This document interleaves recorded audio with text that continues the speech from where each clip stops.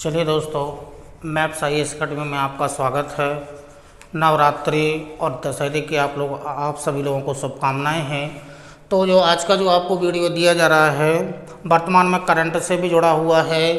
कैन-बेतवा link परियोजना, कैन-बेतवा link परियोजना का आज का वीडियो आपको दिया जा रहा है। जो कैन-बेतवा लिंक परियोजना है, ये उत्तर प्रदेश और मध्य प्रदेश की संयुक्त परियोजना है। संयुक्त परियोजना है, उत्तर प्रदेश और मध्य प्रदेश की संयुक्त परियोजना है। और जो कैन-बेतवा लिंक परियोजना है, जो जल संसाधन मंत्रालय के अधीन कार्यरत है। इसके अंतर्गत एक एजेंसी आएगी और एक योजना तैयार की गई थी, वो भी आएगी। तो थोड़ा सा इसकी पहले हम पृष्ठभूमि देख लेते हैं, कैसे कैसे बनी है। नदी जोड़ो परियोजना के अंतर्गत क्या क्या पृष्ठभूमि पहले बनाई गई हैं। तो 1919 में, यानी कि ब्रिटिश काल में, 1919 में ब्रिटिश काल में जो मद्रास प्रेसिडेंसी थे, मद्रास प्रेसिडेंसी में एक इंजीनियर थे, उनका नाम था आर्थर कॉटन, उनका नाम था। इन्होंने सबसे पहले ब्रिटिश काल में या भारत में चूँकि जो विचार दिया था, नदी जोड़ो परियोजना का विचार दिया था। लेकिन ब्रिटिश काल में जो नदी जोड़ो परियोजना का विचार दिया गया था, उस समय केवल ब्रिटिश लोगों का जो मुख्य कार्य था या जो उनका मुख्य उद्देश्य था, संसाधनों का दोहन करना ही था। यानी कि जो प्राकृतिक संसाधन थे, प्राकृतिक संसाधनों का दोहन करना उनका मुख्य उद्देश्य था। ठीक है, तो प्राकृतिक संसाधनों का दोहन करना ब्रिटिश लोगों का मुख्य उद्देश्य था। इसलिए सबसे पहले जो विचार दिया गया था, वो इंजीनियर आर्थर कॉटन ने सबसे पहले ऐसा विचार दिया था कि भारत में नदियों को आपस में जोड़ा जाना चाहिए। उसके बाद एक क्रम में स्वतंत्रता के बाद 1960 में KL राव द्वारा सबसे पहले, जो भारतीय थे KL राव, इनके द्वारा एक प्रस्ताव दिया गया था कि भारत में नदियों को आपस में जोड़ना चाहिए या जोड़ा जाना चाहिए। लेकिन KL राव का जो प्रस्ताव था वो बहुत ही बड़ा प्रस्ताव था। मतलब इनका ये कहना था कि गंगा और कावेरी नदी को आपस में जोड़ा जाए। यानी कि उत्तर भारत की जो नदी है गंगा है, दक्षिण भारत की जो नदी है वो कावेरी नदी है, दोनों को आपस में जोड़ा जाए। तो इनका जो प्रस्ताव था वो लंबा प्रस्ताव था, 1960 में इन्होंने दिया था। फिर इसी क्रम में 1942 में नेशनल वाटर डेवलपमेंट एजेंसी, इसकी स्थापना हुई थी। और इस समय जो भारत में प्रधानमंत्री जी थे वो इंदिरा गांधी के कार्यकाल में, यानी कि भारत में जो प्रधानमंत्री इंदिरा गांधी जी थे, इनके कार्यकाल में एक एजेंसी की स्थापना हो चुकी थी। नेशनल वाटर डेवलपमेंट एजेंसी की स्थापना इंदिरा गांधी जी के कार्यकाल में हो चुकी थी। इसके बाद 2016 में, यानी कि मोदी जी के कार्यकाल में, नदी जोड़ो परियोजना का प्रारूप तैयार करके, यानी कि ब्लूप्रिंट तैयार करके और उसे स्वीकृति प्रदान कर दी गई थी। और इससे पूर्व अटल बिहारी, जब प्रधानमंत्री अटल बिहारी जी थे, वाजपेयी के कार्यकाल में एक टास्क फोर्स का गठन किया गया था। मतलब यह सर्वेक्षण करना था कि भारत में ऐसी कौन कौन सी नदियां हैं जिनको आपस में जोड़ा जा सकता है। तो उस समय जो सुरेश प्रभु थे, इनकी अध्यक्षता में एक टास्क फोर्स का गठन कर दिया गया था। और जो इसी क्रम में जो कैन-बेतवा लिंक परियोजना है, तो विश्व जल का केवल 4%, ये डाटा इम्पोर्टेंट है, पूरे विश्व का जो भारत में जल की उपलब्धता है वो केवल 4% ही भारत में उपलब्ध है। तो इसी क्रम को आगे जारी रखते हुए विश्व जल दिवस, जो विश्व जल दिवस है वो प्रतिवर्ष यानी कि 22 मार्च को मनाया जाता है, विश्व जल दिवस।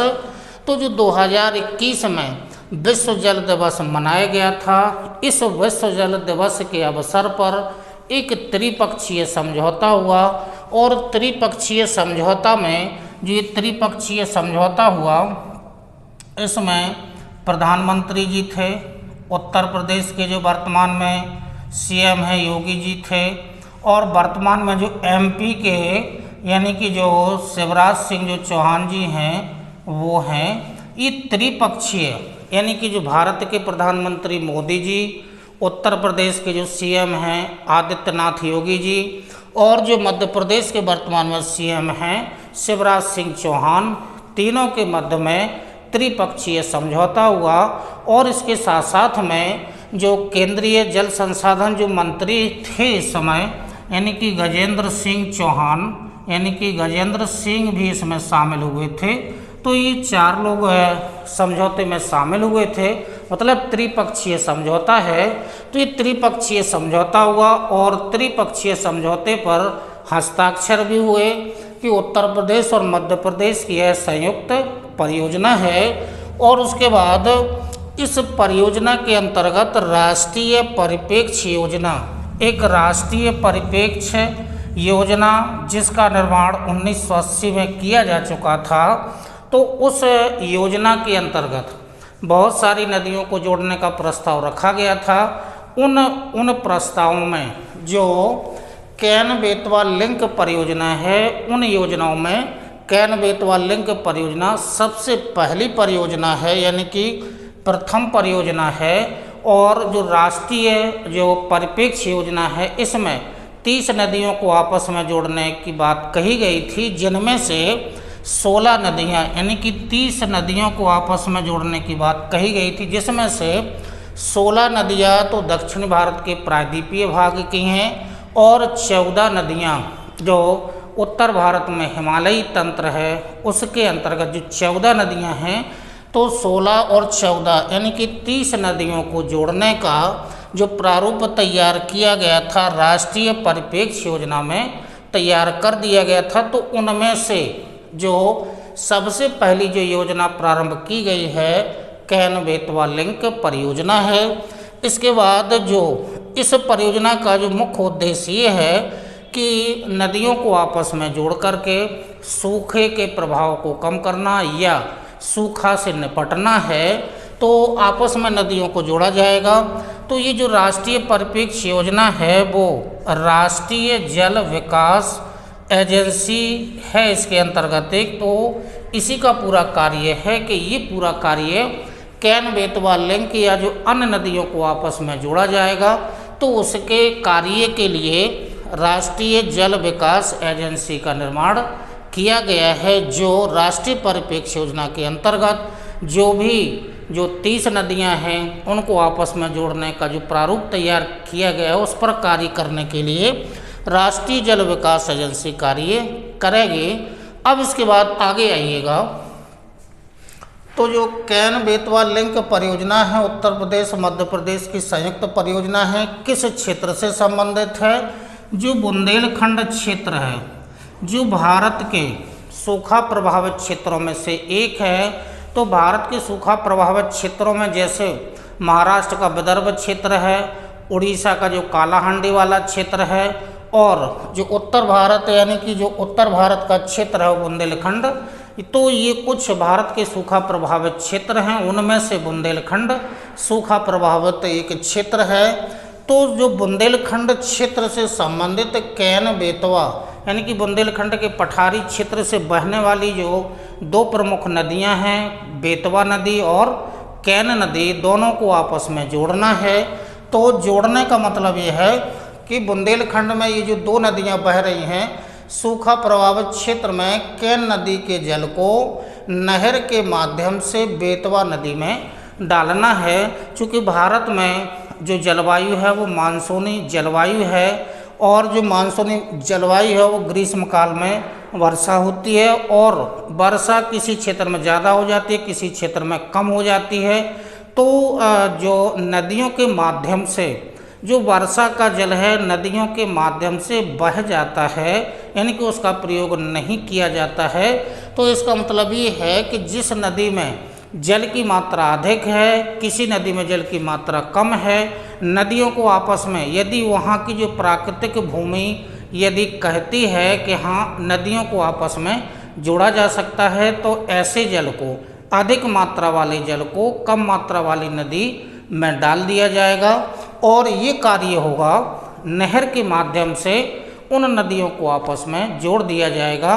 तो जो वर्षा का जल है जो प्रवाह के माध्यम से बह करके नष्ट हो जाता है, उस जल का उपयोग कर लिया जाएगा ऐसे नदियों को आपस में जोड़ करके।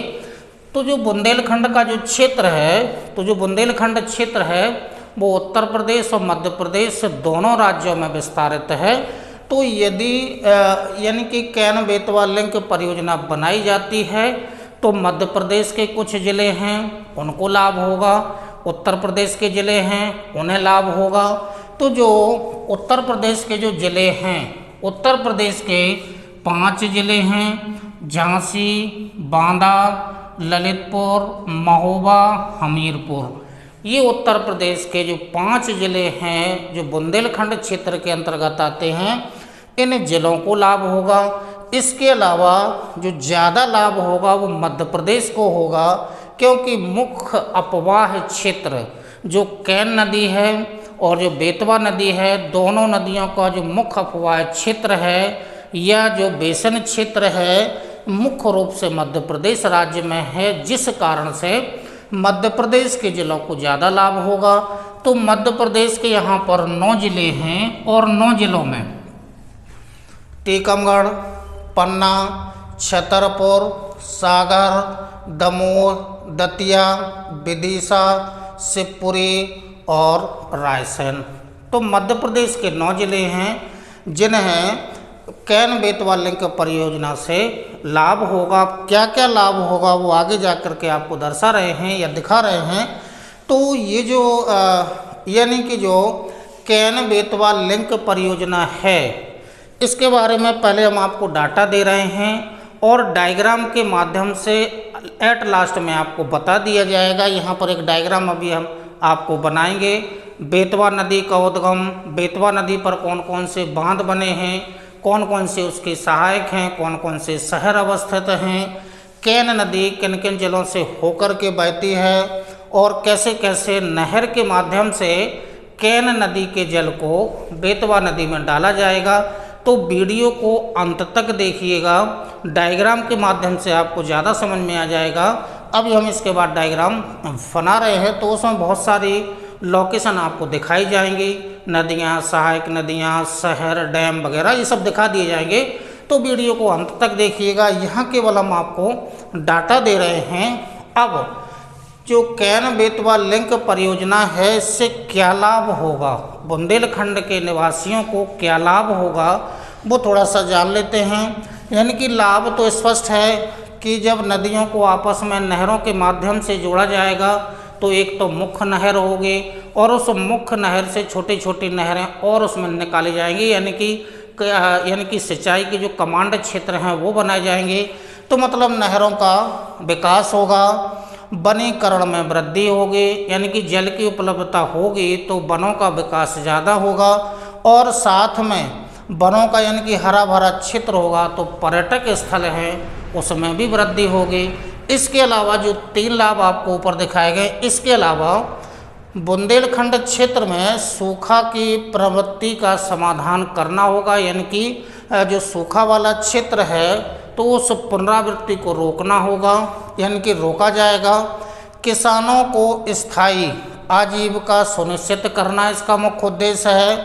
62 लाख लोगों को पेयजल की उपलब्धता हो सकेगी। 103 मेगावाट, अब ये जो 103 मेगावाट जल विद्युत ऊर्जा का उत्पादन होगा, 2 यानी कि पावर स्टेशन बनाए जाएंगे, वो अभी आपको डायग्राम में दिखाए जाएंगे कहाँ कहाँ पर बनाए जाएंगे। तो 103 मेगावाट जल विद्युत ऊर्जा का उत्पादन होगा। 6.5 लाख हेक्टेयर भूमि पर सिंचाई की व्यवस्था सुनिश्चित की जाएगी और साथ में क्योंकि जो पन्ना वाला जो क्षेत्र यानी कि पन्ना जिला है वहाँ पर पन्ना टाइगर रिजर्व, ठीक है, ये पन्ना ये राष्ट्रीय उद्यान है, रिजर्व में जैव विविधता में वृद्धि होगी। तो ये मुख्य लाभ हैं कैन बेतवा लिंक परियोजना के, जो मध्य प्रदेश और उत्तर प्रदेश की संयुक्त परियोजना है। तो ये जो अभी आपको डाटा दिया गया है क्या क्या है कैन बेतवा लिंक परियोजना के बारे में ये आपको डाटा दिया गया है। इसके जस्ट बाद आपको डायग्राम के माध्यम से दिखा रहे हैं कैसे कैसे उसको जोड़ा जाएगा, तो जस्ट इसी के बाद दिखा रहे हैं। चलिए इसी क्रम में आगे जो आपको कैन बेतवा लिंक परियोजना का जो पहले आपको लोगों जिनके जो पहले आपको जो दिए गए हैं वो डाटा वगैरह आपको दिए गए हैं, पृष्ठभूमि दी गई है। अब जो उसी के जस्ट बाद जो आपको डायग्राम के द्वारा कैन बेतवा नदी को किस किस प्रकार से जोड़ा गया है, हमें बेतवा नदी के बारे में जानना है और कैन नदी के बारे में जानना है, कौन कौन से बांध, शहर, नदियाँ ये बनाए गए हैं। तो आइए थोड़ा सा लोकेशन में देख लेते हैं कि जो कैन बेतवा लिंक परियोजना है इसमें दो निर्माण जो होंगे वो दो निर्माण होंगे। एक तो निर्माण होगा जो रेड कलर से आपको दिखाई गई है, वो नहर दिखाई गई है। नहर की लंबाई 230 किलोमीटर है। तो एक निर्माण तो होगा नहर का, और जो दूसरा निर्माण होगा वो पन्ना के पास में एक बांध बनाया जाएगा जिसका नाम है दोधन बांध। तो दोधन बांध का निर्माण होगा और 230 किलोमीटर लंबाई में जो नहर है जो कैन और बेतवा नदी को आपस में जो रेड कलर से दिखाया गया है ये लिंक है, ये यानी कि ये नहर का निर्माण करके, और जो कैन नदी का जल है तीर से आपको दिखाया गया, कैन नदी के जल को नहर के माध्यम से बेतवा नदी में डाला जाएगा। अब क्या क्या है इसमें वो थोड़ा सा देख लेते हैं। तो दो प्रकार के इसमें निर्माण होंगे। अब यहाँ से आइएगा तो मुख्य नदी जो है वो बेतवा है। बेतवा की कुछ सहायक नदियाँ दिख रही हैं। बेतवा नदी के तट पर जो प्रमुख शहर और जो मुख्य रूप से जो लोकेशन जानना है कौन कौन से बांध बनाए गए हैं बेतवा नदी पर, तो लोकेशन देखिएगा। जो जितनी भी नदियां आपको दिख रही हैं, चाहे सहायक हों चाहे मुख्य नदियां हों, इनका उद्गम स्थल जो है वो विंध्यन पर्वतीय क्षेत्र है। और विंध्यन पर्वतीय क्षेत्र के जस्ट जो उत्तर वाला भाग है, ये जो पूरा क्षेत्र दिखाई दे रहा है, ये बुंदेलखंड का पठारी क्षेत्र है। और बुंदेलखंड का जो पठारी क्षेत्र का विस्तार है उत्तर प्रदेश और मध्य प्रदेश यानी कि दो राज्यों में इसका विस्तार है। और बुंदेलखंड का जो पठारी क्षेत्र है यही सूखा प्रभावित क्षेत्र है। इसी सूखा प्रभावित क्षेत्र का समाधान करने के लिए ये जो योजना बनाई गई है बेतवा कैन बेतवा लिंक परियोजना जो यानी कि कार्य जो प्रारंभ किया गया है वो बुंदेलखंड क्षेत्र को सूखा के समाधान से निजात दिलाने के लिए ये चूँकि नहर का निर्माण किया जा रहा है। अब लोकेशन में देखिएगा तो उत्तर में जो आपको दिखाई जा रही होगी ये यमुना नदी है। यमुना नदी की ये दोनों जो कैन और बेतवा दोनों नदी यमुना की सहायक नदियां हैं। अब यहाँ से पहले डायग्राम में ये देख लेते हैं कि जो बेतवा नदी है वो रायसेन वाले जो रायसेन मध्य प्रदेश का जो रायसेन जिला है वहाँ से उद्गम होता है। तो बेतवा नदी का उद्गम है तो रायसेन जिले से होते हुए, विदिशा से होते हुए और ललितपुर से होते हुए, झांसी और उरई से होते हुए और हमीरपुर के पास यमुना नदी में बेतवा मिल जाती है। तो और बेतवा की जो कुछ प्रमुख सहायक नदियां दिख रही हैं, धसान नाम की नदी दो दिख रही होंगी। एक छोटी सी धसान है वो भी बेतवा की सहायक नदी है। एक लंबी वाली धसान दिख रही होगी ये भी बेतवा की ही सहायक नदियां हैं। तो एक नदी तो धसान है, फिर एक नदी और है जिस पर केसारी बांध बनाया गया है। मध्य प्रदेश के गुना वाले क्षेत्र से बहती हुई एक कुंस नाम की नदी है। और आगे जाकर के एक नदी और है जामनी नाम की नदी है। ये जो जामनी नदी है इस जामनी नदी पर यानी कि जामनी बांध भी बनाया गया है। और जामनी की एक छोटी सी सहायक नदी भी है जिसका नाम है सुकड़ू। ये सुकड़ू नाम की एक सहायक नदी है।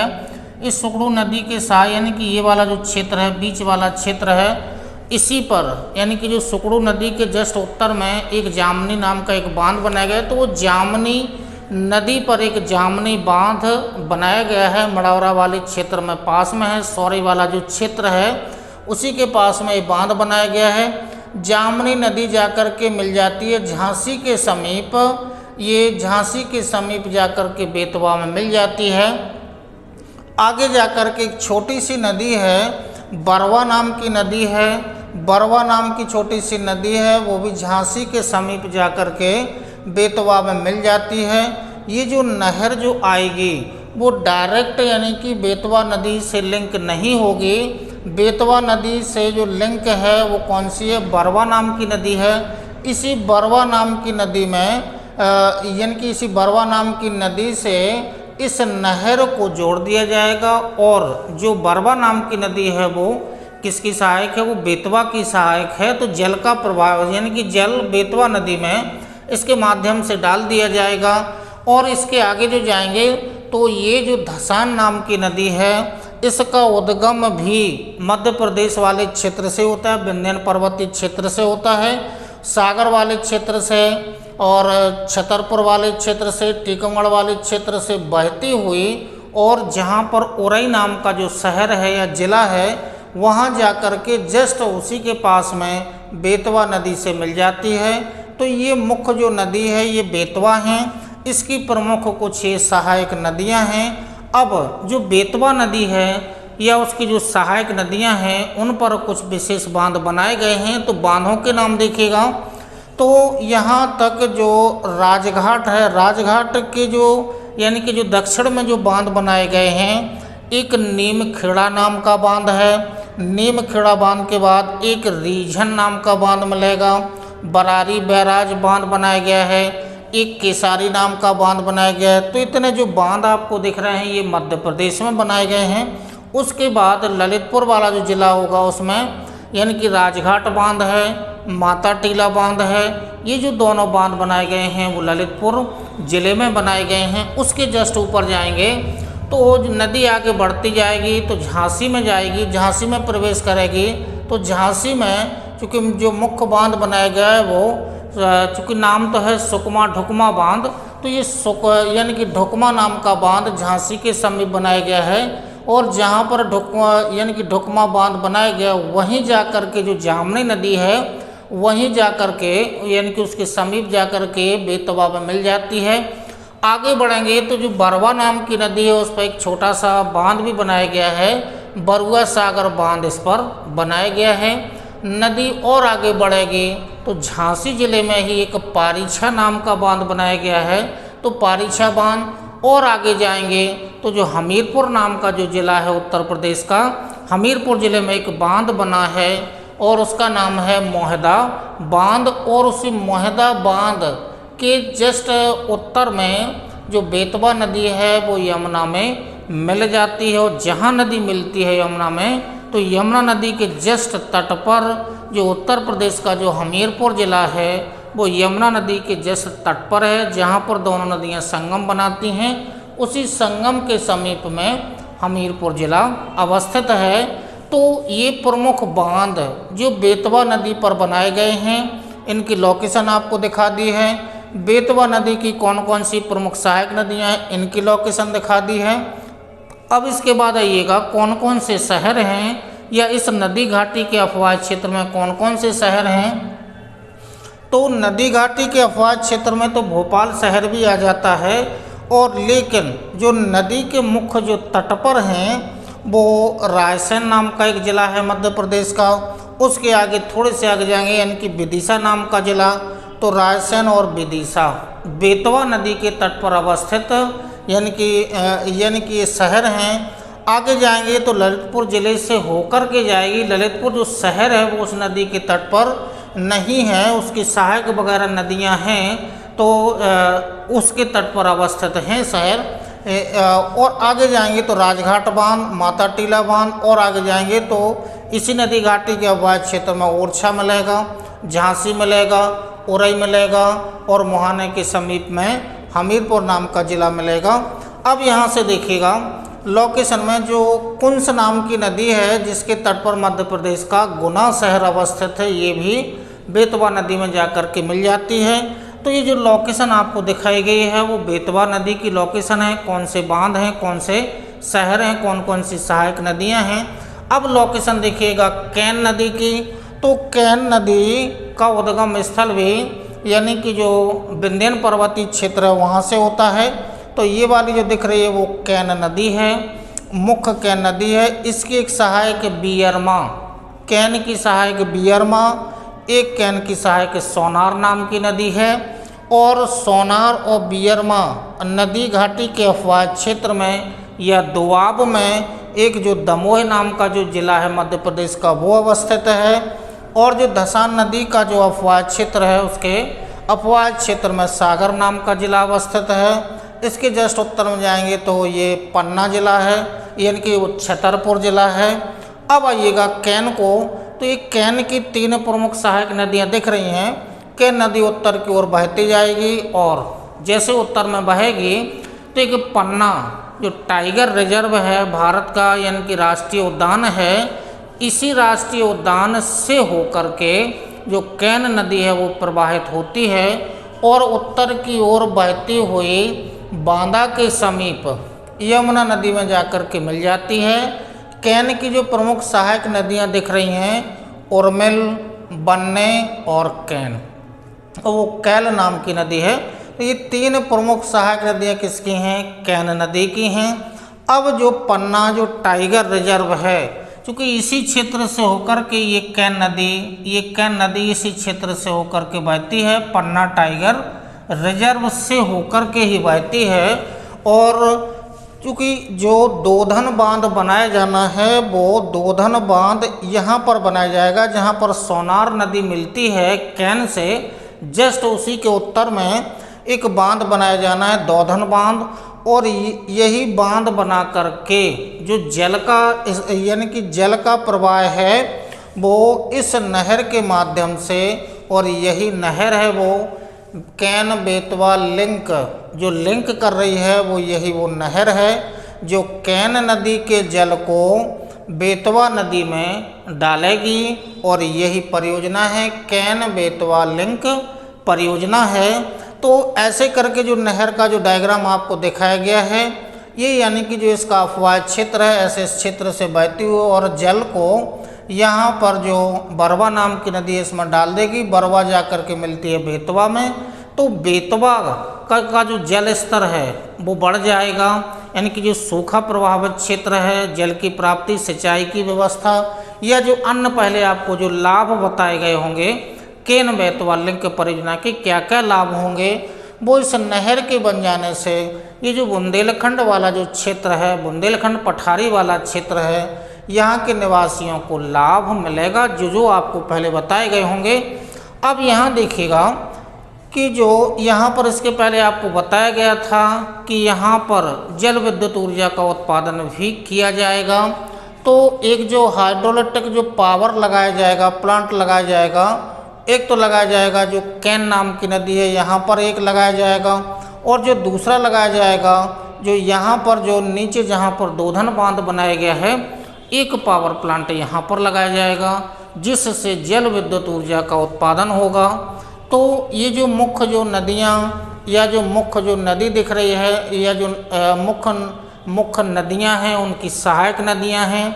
कैन बेतवा जो नदी है वो यमुना की सहायक नदियाँ हैं। अब यहाँ से थोड़ा ये देख लेते हैं कि जो बेतवा नाम की नदी है या उसकी जो सहायक नदियाँ हैं वो कुछ जिलों के बीच में सीमा रेखाएं बनाती हैं। उन सीमा रेखाओं को देख लीजिएगा।